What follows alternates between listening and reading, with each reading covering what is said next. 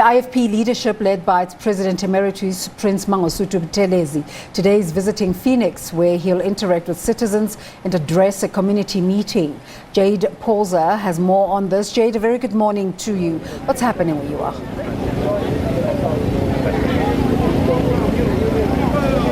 Well, a very good morning to you, Desiree, and to the viewers back at home. And like you said in the intro, IFP founding leader Mangosuthu Buthelezi is expected to address these IFP members just behind me in Phoenix. And this is going to be the first time that Buthelezi has been on the campaign trail. We've seen the IFP leader, Hlabisa, at the forefront, but he's chosen to come to Phoenix, and many are asking why.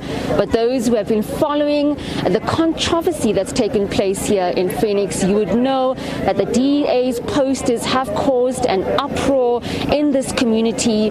Posters that said the ANC called you racist, the DA calls you heroes. But the IFP have a different message. They've got posters here in Phoenix saying that real heroes unite communities. With me right now, I am joined by the IFP National Committee Chairperson, that's Narain Singh, and we're going to be finding out from him what the visit entails, but also the posters that have been put up here in Phoenix. Thank you so much for joining, Mr. Singh. I just want to go straight into it.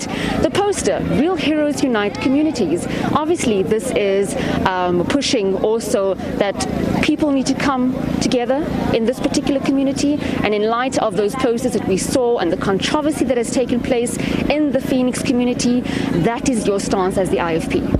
Absolutely, Jayed, and good morning to you and your viewers, and thank you very much for giving us an opportunity.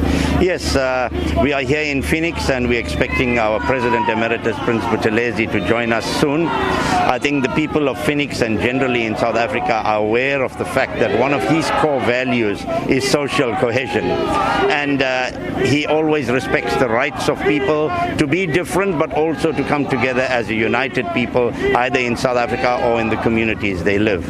And I think we're also aware that during the recent unrest, he was one of the first national leaders to come out and abhor the kind of unrest and violence that took place, in and around KwaZulu-Natal and Gauteng. He also defended the rights of people who protected life and property, working with the police and Metro Police, and he condemned those that were engaged in acts of vigilantism and any illegal acts.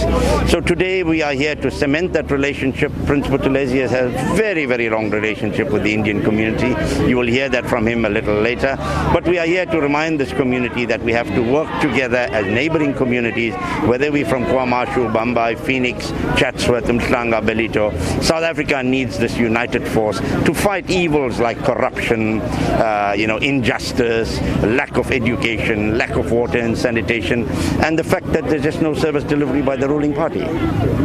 Now, this is the first time that the IFP have so many candidates in Phoenix. How many are there? Yes, we're very proud of that, and it's not only as a result of the unrest, but even before that, for about a year or two now, leaders in this community have been showing an interest in the IFP, and we were pleased to welcome a former councillor in the eThekwini municipality who belonged to another party, which I won't mention. He belonged to another party. He resigned and joined us, and he's leading the campaign here in Phoenix, and we are really amazed with the kind of support that the community is giving us in this area. Now, we've seen several political parties over the course of the days and months after the unrest and after the occurrences that happened here in Phoenix come out in their numbers and speak to the community of Phoenix. As the IFP, what is your message to communities? And as you continue on your campaign trail, what are your message to the supporters? Our message is one of hope. We're not going to use scare tactics, to scare people from one community or another race or the other, but we're here to give them hope that we've lived together for all these years. We fought hard for this democracy 27 years ago. We need to build on it. We need political emancipation to transform into economic emancipation.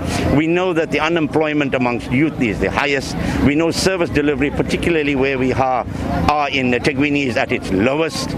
We know about the infighting with the ruling party, which is impacting on service service delivery, and we want to give people hope that give us a chance as the IFP. We ran this KwaZulu government for 10 years before. We were also leaders in a Tigwini municipality, and we're saying to communities, whether in Kwamashu, Belito, wherever, give us an opportunity to show true leadership that will unite the people of this province and this country. Thank you so much for talking to us on SABC News this morning. That was Naren Singh.